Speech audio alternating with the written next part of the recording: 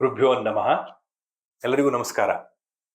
ಇವತ್ತು ಯಕ್ಷಗುರು ಹೊಸೋಟ ಮಂಜಾತ ಭಾಗವತರ ಯಕ್ಷಹಂಸ ಎನ್ನುವ ಪುಸ್ತಕದ ಅವರ ಸಂಸ್ಮರಣ ಗ್ರಂಥ ಏನಿದೆ ಅದರ ಚರ್ಚೆ ವಿನಿಮಯಕ್ಕೆ ನಾವೆಲ್ಲ ಸೇರಿದ್ದೇವೆ. ಇದರಲ್ಲಿ ಹೊಸೋಟ ಮಂಜಾತ ಭಾಗವತರು ಮತ್ತು ಯಕ್ಷಗಾನ ಸಂಗೀತ ಎನ್ನುವ ವಿಚಾರವನ್ನ ನಾನು ಅದರ ಬಗ್ಗೆ ಒಂದಿಷ್ಟು ವಿಚಾರಗಳನ್ನು ಪ್ರಸ್ತುತಪಡಿಸ್ತೇನೆ. ಹೊಸೋಟ ಭಾಗವತರ ನಿಲುವು, ಅದಕ್ಕೆ ಸಂಬಂಧಪಟ್ಟಂತಹ ಕೆಲವು ಹೊಸ ಸಂಶೋಧನೆ ವಿಚಾರಗಳು, ಅದನ್ನ ಇವತ್ತು ನಿಮ್ಮೊಂದಿಗೆ ಹಂಚಿಕೊಂಡು ಮುಂದುವರಿಯೋಣ ಅಂತ ಹೇಳಿ. ಮೊದಲನೇದಾಗಿ ಯಕ್ಷಹಂಸ ಪುಸ್ತಕವನ್ನ ಕಷ್ಟಪಟ್ಟು ಬಿಡುಗಡೆ ಮಾಡಿದಂತಹ ಸಮಿತಿಯವರು, ಅದಕ್ಕೆಲ್ಲ ಸಹಕರಿಸಿದವರು ಏನಿದ್ದೀರಿ ಅವರಿಗೆ ಮೊದಲು ನಾನು ಒಂದು ಕೃತಜ್ಞತೆಯನ್ನು ಅರ್ಪಿಸ್ತೇನೆ. ಈ ರೀತಿಯ ಕೆಲಸಗಳಾಗಬೇಕು. ಅದೇ ರೀತಿ ಯಕ್ಷಗಾನ ಶಿಕ್ಷಣ ಲಕ್ಷಣ ಎನ್ನುವ ಹೊಸೋಟ ಭಾಗವತರ ಪುಸ್ತಕವನ್ನು ನಾವು ಯಕ್ಷಮಿತ್ರ ಟೊರೊಂಟೊದವರು ಪ್ರಕಾಶಪಡಿಸಿದ್ದೇವೆ. ಅದರಲ್ಲಿ ಈ ಯಕ್ಷಗಾನ ಸಂಗೀತಕ್ಕೆ ಸಂಬಂಧಪಟ್ಟಂತಹ ಅವರ ಅಭಿಪ್ರಾಯಗಳು, ವಿಚಾರಗಳಿದೆ. ಅದನ್ನು ಇವತ್ತು ನಾವು ಹೆಚ್ಚು ತಿಳಿದುಕೊಳ್ಳಬಹುದು. ಈ ಪುಸ್ತಕಗಳು ಸ್ವಲ್ಪ ಕ್ಲಿಷ್ಟವಾಗಿದ್ರು, ಓದೋದಕ್ಕೆ ಕಷ್ಟವಾಗಿದ್ರು. ಇವೆಲ್ಲ ಸಂಗ್ರಹಾರ್ಯ ಪುಸ್ತಕಗಳು, ಸಂಗ್ರಾಹ್ಯ ಪುಸ್ತಕಗಳು. ಅವನ್ನು ನಾವು ಇಟ್ಟುಕೊಂಡ್ರೆ ಅದರ ಆಸಕ್ತಿ ಇದ್ದವರು ನಮ್ಮವರು ಮಕ್ಕಳು ಮುಂದೆ ಓದಲಿಕ್ಕೆ ಅನುಕೂಲ ಆಗ್ತದೆ. ಹಾಗಾಗಿ ದಯವಿಟ್ಟು ಎಲ್ಲ ತಮ್ಮ ಸ್ನೇಹಿತರಲ್ಲಿ, ತಮ್ಮ ಪರಿಚಯದವರಲ್ಲಿ ಹೇಳಿಕೊಳ್ಳಬೇಕು, ಇಂತಹ ಪುಸ್ತಕಗಳನ್ನ ದಯವಿಟ್ಟು ಇಟ್ಟುಕೊಳ್ಳಿ, ಅದು ಅದರಿಂದ ಅನುಕೂಲ ಆಗ್ತದೆ ಅನ್ನೋ ವಿಚಾರವನ್ನ.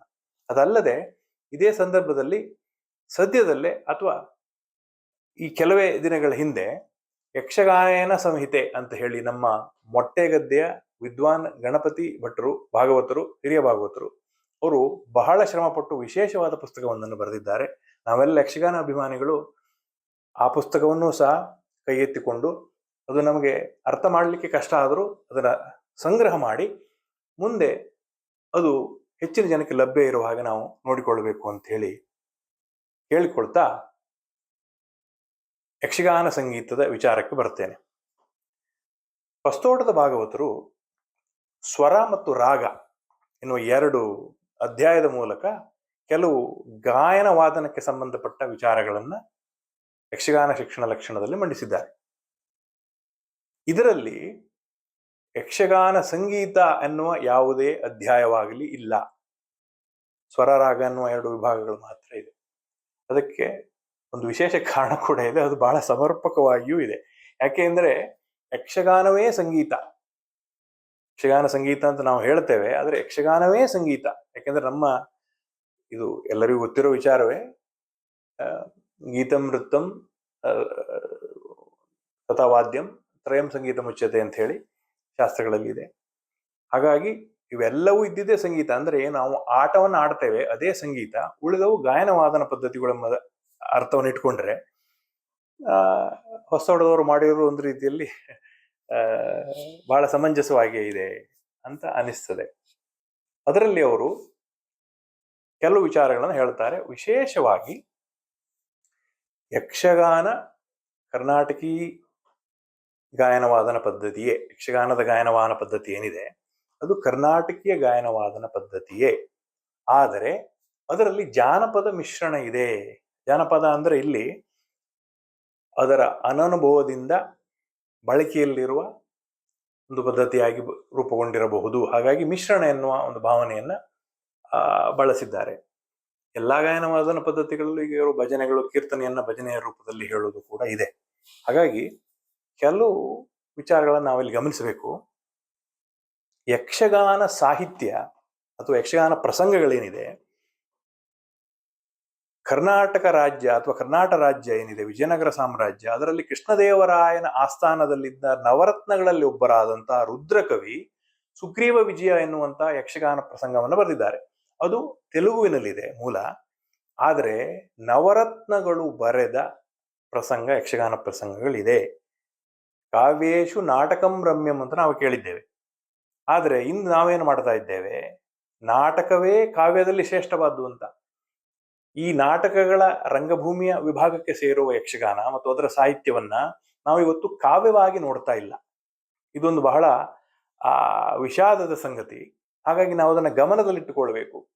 ಕಾವ್ಯಗಳಲ್ಲಿ ನಾಟಕವೇ ರಮ್ಯವಾದರೆ ಯಕ್ಷಗಾನವೂ ಕಾವ್ಯವಾಗ್ತದೆ. ಆ ಕಾವ್ಯಗಳನ್ನ, ಯಕ್ಷಗಾನ ಕಾವ್ಯವನ್ನ ನವರತ್ನಗಳಲ್ಲಿ ಒಬ್ಬರಾದಂತಹ ಕವಿಗಳು ಮಾಡಿದ್ದಾರೆ. ಪುರಂದರದಾಸರು ಸುವಿಚರಿತ್ರೆ ಬರೆದಿದ್ದಾರೆ ಇತ್ಯಾದಿ ವಿಚಾರಗಳು ಗೊತ್ತಿದ್ದಿದ್ದೆ ವಿಚಾರ. ಆದರೆ ಇಂತಹ ಮಹನೀಯರು ಬರೆದಿರುವುದು ನೋಡಿದಾಗ ಯಕ್ಷಗಾನ ಎನ್ನುವ ಕಲ್ಪನೆ ಇದು ಅಶಾಸ್ತ್ರೀಯ ಜಾನಪದೀಯ ಎನ್ನುವ ವಿಚಾರ ನಮ್ಮ ತಲೆಗೆ ದಯವಿಟ್ಟು ಬರಬಾರದು. ಇದರ ಗಾಯನವಾದನ ಪದ್ಧತಿಯು ಸೇರಿದಂತೆ ಅದು ನಮಗೆ ಬರಬಾರದು. ಇದು ಮೂಲ ನಮ್ಮ ತಲೆಯಲ್ಲಿರಬೇಕು. ಇದನ್ನೇ ಕುಕ್ಕಿಲ ಕೃಷ್ಣ ಭಟ್ಟರು ಬಹಳ ಸ್ಪಷ್ಟವಾಗಿ ಬಹಳ ವಿವರವಾಗಿ ಇದನ್ನ ನಮಗೆ ಹೇಳಿದ್ದಾರೆ. ಅದನ್ನು ಕೂಡ ನಾವು ಓದಬಹುದು, ತಿಳ್ಕೊಳ್ಬಹುದು. ಇದು ಸಾಹಿತ್ಯದ ದೃಷ್ಟಿಯಿಂದ ಅಷ್ಟೇ ಅಲ್ಲ, ಯಕ್ಷಗಾನವೇ ಕರ್ನಾಟಕಿ ಸಂಗೀತ ಅಂತ ಕೂಡ ನಾನೊಮ್ಮೆ ಹೇಳಿದೆ.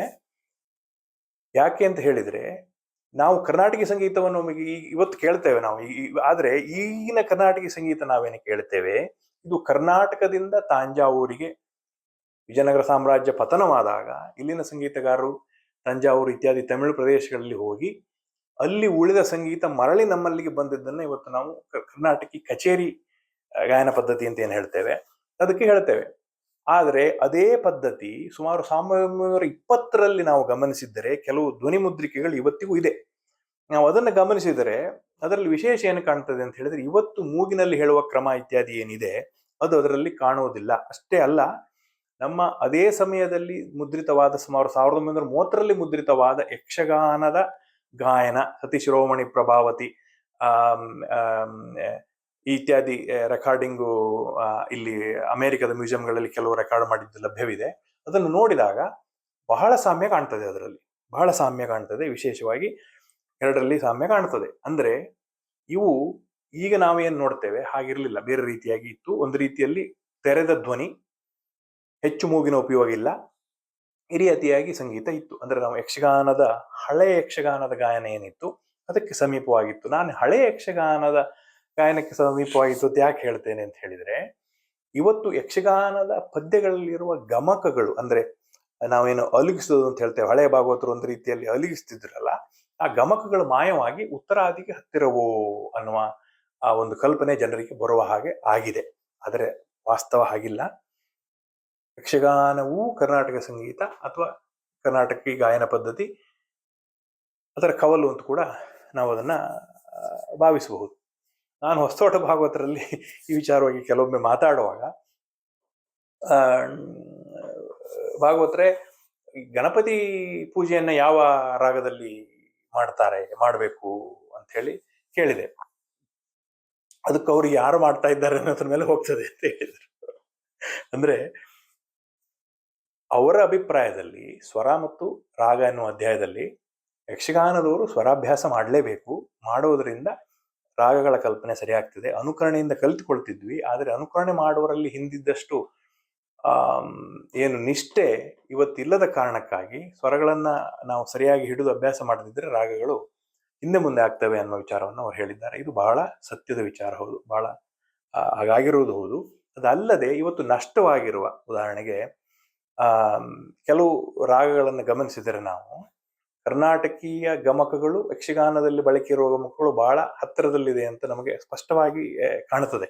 ಈಗ ತೋಡಿ ರಾಗವನ್ನು ನೋಡಿದರೆ ಗಾಂಧಾರ ಮತ್ತು ನಿಷಾದಗಳಿಗೆ ಕಂಪಿತ ಗಮಕಗಳು ಕರ್ನಾಟಕಿಯಲ್ಲೂ ಇದೆ, ಯಕ್ಷಗಾನದಲ್ಲಿ ಕೂಡ ಇದೆ. ಯಾವುದು ಉದಾಹರಣೆಗೆ ಅಭಿಮನ್ಯುವಿನ ಆ ಒಂದು ಪದ್ಯ ಬರ್ತದಲ್ಲ, ಯಾವುದು ತಾಯ ಚಿಂತಿ ಪೂದೇನೋ ನೋಳು ಮಾಯ ಇದರೋ ಇನ್ನೋ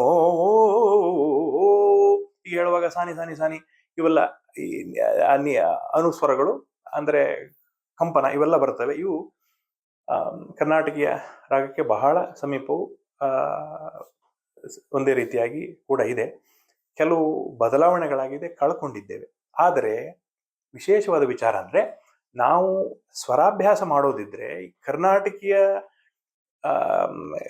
ಕ್ರಮಗಳಲ್ಲೇ ಮಾಡಿದರೆ ಸ್ವಲ್ಪ ತೊಂದರೆ ಆಗ್ತದೆ. ಅಂದ್ರೆ ಯಕ್ಷಗಾನದಲ್ಲೂ ಕೂಡ ಕೆಲವು ವಿಶೇಷ ಗಮಕಗಳಿವೆ, ಬೇರೆ ರೀತಿಯಾದ ಗಮಕಗಳು, ಜಾರು ಎಲ್ಲ ಇದೆ. ಅದನ್ನೇ ಗಮನದಲ್ಲಿ ಇಟ್ಕೊಂಡು ಸ್ವರಾಭ್ಯಾಸ ಮಾಡಿದ್ರೆ ಅನುಕೂಲ ಆಗ್ತದೆ ಅಂತ ಹೇಳೋದು ನನ್ನ ಅಭಿಪ್ರಾಯ. ಆಮೇಲೆ ಈಗ ಗಣಪತಿ ಪೂಜೆ ಯಾವ್ದ್ರಲ್ಲಿ ಮಾಡೋದು ಅಂತ ಹೇಳಿದ್ರೆ ಸೌರಾಷ್ಟ್ರ ರಾಗದಲ್ಲಿ ಅಂತ ಹೇಳಿ ಇದನ್ನ ಬಾಳೆಹದ್ದ ಕೃಷ್ಣ ಭಾಗವತರು ಇಂಥವರು ಸೌರಾಷ್ಟ್ರ ರಾಗದಲ್ಲಿ ಹೇಳಿ ಮಾಡಿದ್ದಾರೆ. ಅದನ್ನು ಸ್ಪಷ್ಟವಾಗಿ ಸ್ವರಾಭ್ಯಾಸ ಮಾಡಿದರೆ ಬಹಳ ಚಂದವಾಗಿಯೂ ಬರ್ತದೆ, ವಿಶೇಷವಾಗಿ ಕೂಡ ಬರ್ತದೆ. ಅದೇ ರೀತಿ ಸುರುಟಿ, ಅದರಲ್ಲಿ ರಾಗಗಳಲ್ಲಿ ಕೆಲವು ವಿಶೇಷ ಅಂದರೆ ಹಳೆಯ ರೀತಿಯಲ್ಲಿ ಬಳಸುವ ರಾಗಗಳಿದ್ದು. ಉದಾಹರಣೆ ಸುರುಟಿಯಲ್ಲೇ ಹಳೆಯ ಕ್ರಮದ ರಾಗಗಳಿದ್ದು ಅನ್ನೋದನ್ನ ಸ್ಪಷ್ಟವಾಗಿ ಉಲ್ಲೇಖ ಮಾಡಿದ್ದಾರೆ ಗೋಪಾಲಾಚಾರ್ಯರು ಅವರ ಯಕ್ಷಗಾನ ಸಂಗೀತದಲ್ಲಿ. ಉದಾಹರಣೆಗೆ ಸರಿ ಮ ಪ ನಿದ ನಿ ಸ ನಿ ದ ಪ ಮ ಗ ಮ ಪ ಮ ಗ ಮ ರೇ ಸ, ಈ ರೀತಿಯಾಗಿ ಬರೀ ಸರಿ ಮ ಪ ನಿ ಸ ಸನಿ ಪ ಮ ಗ ಮ ಪ ಮ ಗ ಮ ರೀ ಸ ಅನ್ನುವಷ್ಟ ರೀತಿಯಲ್ಲಿ. ಇವತ್ತು ಸುರುಟಿಯನ್ನ ಮಧ್ಯಮಾವತಿಯಲ್ಲಿ ಸಾಮಾನ್ಯ ಹೇಳ್ತಾರೆ, ಆದರೆ ಸುರುಟಿಯಲ್ಲಿ ಹೇಳುವಾಗ ಕೂಡ ಹಳೆಯ ದೇಶ ರೀತಿಯ ಸುರುಟಿ ಇತ್ತು, ಅದರಲ್ಲಿ ಇನ್ನೂ ರೀತಿಯ ಇದು ಬರ್ತದೆ, ಚಂದ ಬರ್ತದೆ. ಅದನ್ನ ಅಂಪಾರ ಕೃಷ್ಣ ವೈದ್ಯರು ಎಲ್ಲ ಬಹಳ ಚೆನ್ನಾಗಿ ಹೇಳಿದ್ದಿದೆ. ಕೋಮಲಾಂಗಿ ಕೇಳ ಮದ ಗಜ ಗಾಮಿನಿ ಪಾಂಚಾಲೆ, ಮದ ಗಜ ಗಾಮಿನಿ ಪಾಂಚಾಲೆ. ಆ ವಕ್ರ ಇರುವ ಪ್ರದೇಶಗಳಲ್ಲಿ ಗಮಪಮ ಗಾಮರೀಸ ಇರುವ ಪ್ರದೇಶಗಳಲ್ಲಿ ಇನ್ನೂ ಹೆಚ್ಚು ಇದನ್ನ ಬಳಕೆಯನ್ನ ಮಾಡಿ ಅಲ್ಲಿ ವ್ಯವಸ್ಥೆ ಮಾಡೋದೆಲ್ಲ ನಾವು ಸ್ಪಷ್ಟವಾಗಿ ಕಾಣ್ತೇವೆ. ಅದನ್ನ ಅಭ್ಯಾಸಕ್ಕೆ ತಂದ್ರೆ ಕೂಡ ಯಕ್ಷಗಾನಕ್ಕೆ ಗಾಯನ ಪದ್ಧತಿಗೂ ಕೂಡ ಬಹಳ ಅನುಕೂಲವಾಗ್ತದೆ. ಇದೇ ರೀತಿ ಮಧುಮಾಧವಿ ಸಾರಂಗಗಳಲ್ಲೂ ಕೂಡ ವಿಶೇಷಗಳು ಅಂತ ಹೇಳಿದ್ರೆ, ರಾಗಗಳು ವಕ್ರ ಇದ್ದಾಗ ಕೇವಲ ಮಂದ್ರ ಅಥವಾ ಮಧ್ಯಸ್ಥಾಯಿಯಲ್ಲದೆ ಮೇಲಿನ ಸ್ಥಾಯಿಯಲ್ಲಿ ಕೂಡ ವಕ್ರ ಪ್ರಯೋಗವನ್ನು ಮಾಡಿ, ಅದು ವಿಶೇಷವಾಗಿ ರಾಗದ ಆದಿಭಾಗದಲ್ಲಿ ಇದ್ದಾಗ ಮಾಡಿದ್ದು ಇದೆ. ಉದಾಹರಣೆಗೆ ಈ ಮಧುಮಾಧವಿಗೆ ತನಾದಿಗಳೆಲ್ಲ ಕೇಳಿ ಹೀಗೆ ಮಾಡುವಾಗ ಆ ರಾಗದ ವಕ್ರಭಾವವನ್ನ ಮೇಲ್ಭಾಗದಲ್ಲಿ ತೋರಿಸೋ ಕ್ರಮ ಯಕ್ಷಗಾನದಲ್ಲಿ ಇತ್ತು. ಅದರ ಬಳಕೆಗಳು ಕಷ್ಟ, ಹೇಳೋದು ಕಷ್ಟ, ಆದ್ರೆ ಅದರ ಬಳಕೆಯನ್ನ ನಾವು ಮಾಡಿಕೊಳ್ಬೇಕು. ಅದನ್ನ ಈ ಸ್ವರಾಭ್ಯಾಸ ಮಾಡಿದಾಗ ನಮ್ಮ ಭಾಗವತರು ಹೇಳಿದಾಗೆ ಅದರ ಅನುಕೂಲಗಳು ನಮ್ಗೆ ಆಗ್ತವೆ. ಅದೇ ರೀತಿ ಸಾರಂಗ, ನಮ್ಮ ಈ ಕೆರೆಮನೆ ಮೇಳದಲ್ಲೇ ಬಹಳ ಕಾಲ ಭಾಗವತರಾಗಿದ್ದ ಯಕ್ಷಗಾನದ ಹಿರಿಯ ಬಹಳ ಶ್ರೇಷ್ಠ ಭಾಗವತರಾದ ನೆಬ್ಬೂರು ಭಾಗವತರು ಸಾರಂಗ ರಾಗವನ್ನು ಹೇಳುವಾಗ ಚರರೆಂದ ನುಡಿ ಕೇಳುತ್ತಾ ಹೇಳುವಾಗ ಕೂಡ ಅದರಲ್ಲಿ ಪದ ಸಾನಿದ ರೇಗಾಮ ರೇ ಸಾ, ಇದರಲ್ಲಿ ಆ ರಿಗಾಮ ರೀಸಾ ಭಾಗವನ್ನ ಸ್ವಲ್ಪ ಕಷ್ಟ ಹೇಳೋದು. ಮೇಲೆ ತೀವ್ರ ಸ್ಥಾಯಿಯಲ್ಲಿ ಅವರು ಅದನ್ನ ರಿಗಾಮ ರೀಸವನ್ನ ತೋರಿಸ್ತಿದ್ರು ಚರರಿಂದ ನೋಡಿ ಕೇಳ್ತಾ ಪದ್ಯದ ಭಾಗದಲ್ಲಿ. ಹಾಗೆ ಅದನ್ನ ಅಭ್ಯಾಸ ಮಾಡಿ ನಾವು ಅದನ್ನ ಬಳಸಿಕೊಳ್ಳಬಹುದು. ಇದನ್ನ ಬಹಳ ಸ್ಪಷ್ಟವಾಗಿ ಹೇಳಿದ್ದಾರೆ. ಹೊಸತೋಟದವರ ಪುಸ್ತಕದಲ್ಲಿ 86 ರಾಗಗಳು, 100ಕ್ಕೂ ಹೆಚ್ಚು ಮಾಡಬೇಕು ಅಂತಿತ್ತು, ಆದ್ರೆ ಸುಮಾರು 86 ರಾಗಗಳನ್ನ ಸ್ವರ ಪ್ರಸ್ತಾರ ಮಾಡಿ ಕೆಲವು ಅಪರೂಪದ ರಾಗಗಳನ್ನ ಸಂಗ್ರಹ ಮಾಡಿದ್ದಿದೆ. ಅಷ್ಟೇ ಅಲ್ಲದೆ ಇನ್ನು ಕೆಲವೊಂದು 10-15 ರಾಗಗಳು ಪಟ್ಟಿಯಲ್ಲಿವೆ, ಅವು ಏನು ಅನ್ನೋದು ಗೊತ್ತಿಲ್ಲ. ಅದರ ರೀಕನ್ಸ್ಟ್ರಕ್ಷನ್, ಮರುಸೃಷ್ಟಿಯನ್ನ ನಾವು ಮಾಡಬೇಕು. ಕೆಲವು ಕಳೆದು ಹೋಗಿದೆ, ಕೆಲವು ಸಮಸ್ಯೆಗಳಿವೆ ಅದರಲ್ಲಿ, ಆದರೆ ಅದನ್ನ ಮರುಸೃಷ್ಟಿಯನ್ನ ನಾವು ಮಾಡಬೇಕು. ಅದಕ್ಕೆ ಮಾಡಲಿಕ್ಕೆ ನಾವು ಪ್ರಯತ್ನವನ್ನ ಮಾಡಬೇಕು. ಅದಕ್ಕೆ ಈ ಹೊಸತೋಟದವರಂತಹ ಅವರ ಹೊಳವು ಏನಿದೆ ಅದು ನಮಗೆ ಅನುಕೂಲವನ್ನ ಮಾಡಿಕೊಡ್ತದೆ. ಆಮೇಲೆ ಇನ್ನು ಮೊಟ್ಟು ಮತ್ತು ಛಂದಸ್ಸು, ಈ ಇದರಲ್ಲಿ ಬಂದಾಗ ಮೊಟ್ಟು ಅನ್ನೋದು ಲಯಕ್ಕೆ ಸಂಬಂಧಪಟ್ಟಿದ, ಲಯ ಗತಿ ಅನ್ನೋದು ವ್ಯತ್ಯಾಸ ಇದೆ. ನಮ್ಮ ಸಿಡಿಯಪ್ಪ ಕೃಷ್ಣ ಭಟ್ರು ರಿದಮ್ ಅನ್ನೋದನ್ನ ಗತಿಯ ಅಂತ ಹೇಳಬೇಕು ಇತ್ಯಾದಿಯಾಗಿ ಹೇಳಿದ್ದಾರೆ, ಲಯ ಅನ್ನೋ ಅರ್ಥದಲ್ಲಿ ಅಂತ. ಲಯಗತಿ ಅಂತ ಹೇಳಬಹುದು, ಒಟ್ಟೆ ತಾಳಕ್ಕೆ ಪೆಟ್ಟಿಗೆ ಸಂಬಂಧಪಟ್ಟಿದ್ದು ಅನ್ನುವ ಅರ್ಥದಲ್ಲಿ ಸ್ಪಷ್ಟವಾಗಿ ಹೇಳಿದ್ದಾರೆ ಹೊಸತೋಟ ಮಂಜುನಾಥ ಭಾಗವತರು. ಹಾಗೆ ಹೇಳುವಾಗ ವೃತ್ತಗಳಿಂದ ಯಕ್ಷಗಾನದ ಛಂದಸ್ಸುಗಳು ಬಂದಿವೆ ಅನ್ನೋದನ್ನ ಕೆಲವೊಂದು ಉದಾಹರಣೆ ಕೊಟ್ಟು ತೋರಿಸಿದ್ದಾರೆ. ಸಂಸ್ಕೃತದ ವೃತ್ತಗಳಿಂದ ಯಕ್ಷಗಾನ ಛಂದಸ್ಸುಗಳು ಬಂದಿವೆ ಅಂತ. ಕುಕ್ಕಿಲ ಕೃಷ್ಣ ಭಟ್ರು ಉದಾಹರಣೆಗೆ ಏಲೆ ಛಂದಸ್ಸಿನಿಂದ ತ್ರಿಪದಿ ಬಂದಿದೆ ಅಂತ ಹೇಳಿದ್ದಾರೆ. ಅದು ಹೇಗೆ ಅನ್ನೋದನ್ನ ನಾವು ನೋಡ್ಕೊಳ್ಬೇಕು. ಆದ್ರೆ ತ್ರಿಪದಿಯಿಂದ ಅಷ್ಟತಾಳದ ಬಂಧಗಳು ಬಂದಿವೆ ಅಂತ ಹೊಸತೋಟ ಮಂಜುನಾಥ ಭಾಗವತರು ಕೂಡ ಹೇಳಿದ್ದಾರೆ. ಆದರೆ ತಾಳದ ವಿಚಾರಗಳಲ್ಲಿ ನಾವೊಂದು ವಿಶೇಷವನ್ನು ಗಮನಿಸಬೇಕು. ಇದನ್ನ ಯಕ್ಷಗಾನದ ತಾಳವು ಅಂದ್ರೆ ಯಕ್ಷಗಾನ ಸಂಗೀತದ ಅಂದ್ರೆ ಯಕ್ಷಗಾನ ಗಾಯನವಾದನ ಪದ್ಧತಿಯ ತಾಳಗಳೇ ಅಲ್ಲ. ನನಗೊಬ್ರು ಕೇಳಿದ್ರು, ನೀವು ನನಗೆ ಭಾಗವತಿಗೆ ನಾನು ಮಾಡ್ತೇನೆ ಅಂತ ಗೊತ್ತಿದ್ದವರೊಬ್ಬರು, ನಿನಗೆ ಹಾಡ್ಲಿಕ್ಕೆ ಬರ್ತದ್ಯಾ ಅಂತ ಕೇಳಿದ್ರು. ನೀವು ಹಾಡು ಹೇಳ್ತೀರಾ ಅಂತ. ಅಂದ್ರೆ ಯಕ್ಷಗಾನದ ಪದ್ಯಗಳು ಹಾಡಲ್ಲ ಅನ್ನುವ ಕಲ್ಪನೆ ನಮ್ಮ ಸಾಮಾನ್ಯರಲ್ಲೂ ಮಲೆ ಮೂಡಿದೆ. ಯಕ್ಷಗಾನದ ಸಾಹಿತ್ಯವಲ್ಲ, ಕಾವ್ಯವಲ್ಲ. ಇದನ್ನ ನಾವು ಬಹಳ ಕಷ್ಟಪಟ್ಟು ಬದಲಿಸಬೇಕಾದ ಹೊಣೆ ನಮ್ಮ ಯಕ್ಷಗಾನದ ಅಭಿಮಾನಿಗಳಲ್ಲಿದೆ. ಇದನ್ನ ಯಾಕೆ ಹೇಳಿದೆ ಅಂದ್ರೆ, ಹಿಂದೂಸ್ತಾನಿ ಸಂಗೀತದಲ್ಲಿ ಅಥವಾ ಉತ್ತರಾದಿ ಸಂಗೀತ ಅಂತ ಏನು ಹೇಳ್ತೇವೆ, ಅದರಲ್ಲಿ ತಾಳಗಳಿಗೆ ಜಾತಿ ಇಲ್ಲ. ಹೀಗೆ ತಿಶ್ರ, ಚತುರಶ್ರ, ಮಿಶ್ರ, ಖಂಡ, ಸಂಕೀರ್ಣ ಇವ್ಯಾವ ಜಾತಿಗಳು ಉತ್ತರ ಭಾರತದ ತಾಳಗಳಲ್ಲಿ ಇಲ್ಲ. ಆದರೂ ಅವನ್ನು ತಾಳಗಳು ಅಂತಾನೆ ಪರಿಗಣಿಸ್ತಾರೆ. ಅದನ್ನ ಯಾರು ಇದು ನಡೆ ಅಂತ ಹೇಳೋದಿಲ್ಲ. ಆದ್ರೆ ಕೆಲವೊಮ್ಮೆ ಯಕ್ಷಗಾನದ ತಾಳಗಳು ಬರೀ ಗಾತೆಗಳನ್ನ ಮೇಲೆ ಅವಲಂಬಿಸಿರುವುದು, ಹಾಗಾಗಿ ಇವು ನಡೆ ಅಥವಾ ಚಾಪು ತಾಳಗಳು ಹೀಗೆಲ್ಲ ಹೇಳುವ ಒಂದು ಬಳಕೆ ಇದೆ. ಇದಕ್ಕೆ ಒಂದು ಸ್ಪಷ್ಟವಾದ ಉದಾಹರಣೆ ಯಾಕೆ ಅಲ್ಲ ಹಾಗೆ ಯಕ್ಷಗಾನದ ತಾಳ ಅಂತ ಹೇಳಲಿಕ್ಕೆ ನೋಡಿದರೆ, ದಾಸರ ಪದಗಳಲ್ಲಿ ನೋಡಿದರೆ ಅದರ ಮೇಲೆ ಜಾತಿಯ ಉಲ್ಲೇಖ ಇರುವುದಿಲ್ಲ. ಈ ಜಾತಿಯ ಉಲ್ಲೇಖ 15-16ನೇ ಶತಮಾನದಲ್ಲಿ ಕರ್ನಾಟಕ ಸಂಗೀತ ಕೂಡ ಬಂದಿದ್ದು, ಸ್ವರಾಭ್ಯಾಸವು ಕೂಡ ಅದೇ ಸಮಯದಲ್ಲಿ ಬಂದಿದ್ದು, ಅನುಕರಣೆಯಿಂದಲೇ ನಾವು ಕಲಿತಿದ್ದು. ಅದು ಒಳ್ಳೆಯದಾದರೆ ಅನುಕರಣೆ ನಿಷ್ಠೆ ಓದರಿಂದ ಸ್ವರ ಬೇಕು. ಆದರೆ ತಾಳಗಳ ಜಾತಿಯ ವಿಭಜನೆ ಕೂಡ ಸುಮಾರು ಇರಲಿಲ್ಲ. ಎಲ್ಲಾ ದಾಸರ ಪದಗಳಲ್ಲಿ ಕೇವಲ ಜಂಪೆ ಅಂತ ಇರ್ತದೆ. ಜಂಪೆ ಅಂತಿದ್ರೆ ಅದು ಸಾಮಾನ್ಯವಾಗಿ ಮಿಶ್ರ ಜಂಪೆ ಎನ್ನುವ ಅರ್ಥ. ಅಟತಾಳ ಅಂತ ಹೇಳಿ ಸಾಮಾನ್ಯವಾಗಿದ್ದರೆ ಬಹುಶಃ ಅದು ಖಂಡ ಅಟತಾಳ ಅಂತ ಕಾಣಿಸ್ತದೆ. ಅದೇ ರೀತಿ ರೂಪಕವಾಗಿದ್ರೂ ಕೂಡ ಅದು ಚತುರಶ್ರ ಅಂತ ಕಾಣುತ್ತದೆ. ಹೀಗೆ ತ್ರಿಪುಟವಾಗಿದ್ರೆ ಹೇಗಿದ್ರು ತ್ರಿಪುಟ ಅನ್ನುವ ಜಾತಿ. ಅಂದ್ರೆ ಯಾವ ಜಾತಿಯನ್ನು ಹೇಳದಿದ್ರೆ ತಾಳಕ್ಕೆ ಒಂದು ಜಾತಿ ಇತ್ತು. ನಮ್ಮ ಯಕ್ಷಗಾನದ ತಾಳಗಳನ್ನು ನೋಡಿದ್ರೆ ಎಲ್ಲಾ ತಾಳಗಳು ಸಾಮಾನ್ಯವಾಗಿ ಒಂದು ತಾಳಕ್ಕೆ ಜಾತಿಯನ್ನ ಕರ್ನಾಟಕಿ ಗಾಯನ ಪದ್ಧತಿಯಲ್ಲಿ ಹೇಳದೇ ಇದ್ರೆ ಯಾವ ಜಾತಿ ಇತ್ತೋ ಅದೇ ಜಾತಿಯಲ್ಲಿ ಇವೆ ಇವತ್ತು. ಅದು ಸ್ಪಷ್ಟವಾಗಿದೆ. ಆದರೆ ಮಟ್ಟೆ ತಾಳಕ್ಕೆ ಇದು ವಿಶೇಷ. ಇದನ್ನ ಹೊಸತೋಟ ಭಾಗವತರು ಒಂದು ವಿಚಾರವನ್ನು ಹೇಳಿದ್ದಾರೆ. ಈ ಹಿಂದಿನ ಹೇಳಿದ ವಿಚಾರ ನಾನು ಕಂಡುಕೊಂಡಂತ ವಿಚಾರ. ಆದರೆ ಹೊಸತೋಟದವರು ಹೇಳಿದ್ದು ಮಟ್ಟೆ ತಾಳ ಯಾವುದೇ ಈ ವಿಭಾಗಕ್ಕೆ ಸೇರೋದಿಲ್ಲ, ಸ್ವಲ್ಪ ವಿಭಿನ್ನವಾಗಿದೆ ಅಂತ. ಅದು ಹೌದು. ಅದಕ್ಕೆ 5 ಪಂಚಘಾತ ಮಟ್ಟೆ ಅಂತ ಇದ್ದಾಗ ಇದರಲ್ಲಿ ಉದಾಹರಣೆ ಕೊಟ್ಟು 5 ಘಾತಗಳು ಅದರಲ್ಲಿ ಕಾಣಿಸ್ತದೆ. ಒಂದು ಘಾತವನ್ನು ಖಾಲಿ ಬಿಟ್ಟು 6 ಮಾಡಿ ನಡೆಸುವ ಕ್ರಮ ಇದೆ. ಹೀಗೆಲ್ಲ ತೋರಿಸಿದ್ದಾರೆ. ಅಂದ್ರೆ ಖಂಡ ಮಟ್ಯ ಅಂತ ಹೇಳಿ ಇದನ್ನ ರಾಘವನಂಬ್ಯಾರು ಮತ್ತು ನಮ್ಮ ಗೋಪಾಕ್ಷಣ ಕುರುಪರು ಅದನ್ನ ಗುರುತಿಸಿದ್ದಾರೆ. ಅದರಲ್ಲಿ ಸಮಸ್ಯೆ ಅಂತ ಹೇಳಿದ್ರೆ, ಖಂಡಮಟ್ಯವಾದ ಸಮಸ್ಯೆ ಅಂತಲ್ಲ, ನನಗೆ ಅರ್ಥವಾಗದ ವಿಚಾರ ಅಂತ ಹೇಳೋಣ. ಬೇಕಾದ್ರೆ 7ನೇ ಘಾತಕ್ಕೆ ಹುಸಿ ಬರ್ತದೆ. ಅದರಲ್ಲಿ ಆ ಹುಸಿಗೆ ನಮ್ಮಲ್ಲಿ ಘಾತ ಬೀಳ್ತದೆ ಮಟ್ಟೆಗೆ. ಅದು ಹೇಗೆ ಅನ್ನೋದನ್ನು ನಾವು ಅರ್ಥೈಸಿಕೊಳ್ಬೇಕಾಗ್ತದೆ. ಹಾಗಾಗಿ ಮಟ್ಟೆ ಅದು ತಾಳದ ರೀತಿಯಲ್ಲಿ ಆಗಿದೆ ಅನ್ನುವ ಮಾತನ್ನು ಹೇಳಿದ್ದಾರೆ. ಮಟ್ಟೆ ತಾಳದ ವಿಭಾಗ ವಿಚಾರ ಹೇಗೆ ಅನ್ನೋದು ಇನ್ನು ಸ್ಪಷ್ಟವಾಗಿಲ್ಲ. ಆದರೂ ಈ ಪುಸ್ತಕದಲ್ಲಿ ಅದಕ್ಕೆ ಹಲವು ಉದಾಹರಣೆಗಳನ್ನು ಕೊಟ್ಟು ಹೊಸ ಹೊಳವನ್ನ ಹೊಸತೋಟದವರು ಯಕ್ಷಗಾನ ಶಿಕ್ಷಣ ಲಕ್ಷಣ ಪುಸ್ತಕದಲ್ಲಿ ತೋರಿಸಿದ್ದಾರೆ. ಅದಲ್ಲದೆ ಬೇರೆ ಕಡೆಗಳಲ್ಲಿ ಕೂಡ ಅವರು ಹೇಳಿದ ವಿಚಾರವನ್ನು ಕೂಡ ಯಕ್ಷಹಂಸ, ಅದರಲ್ಲಿ ಯಕ್ಷಹಂಸ ಪುಸ್ತಕದಲ್ಲಿ ಅವರ ಸಂಸ್ಮರಣ ಗ್ರಂಥದಲ್ಲಿ ಬಂದಿದೆ. ಅದರ ಬಗ್ಗೆ ಮಾಡಿದ ಚರ್ಚೆಯಲ್ಲಿ ಕೂಡ ನನ್ನ ಒಂದು ಲೇಖನ ಇದೆ, ಯಕ್ಷಗಾನದ ಮೂಲಭೂತ ಅಂಶಗಳು ಮತ್ತು ಹೊಸತೋಟ ಭಾಗವತರ ಅನ್ನುವ ಲೆಕ್ಕದಲ್ಲಿ. ಅದನ್ನು ಕೂಡ ನೀವು ಗಮನಿಸಬಹುದು, ಓದಬಹುದು. ಅದರಲ್ಲಿ ಹೆಚ್ಚು ವಿಚಾರಗಳು ತಿಳಿದುಕೊಳ್ಳಲಿಕ್ಕಿದೆ.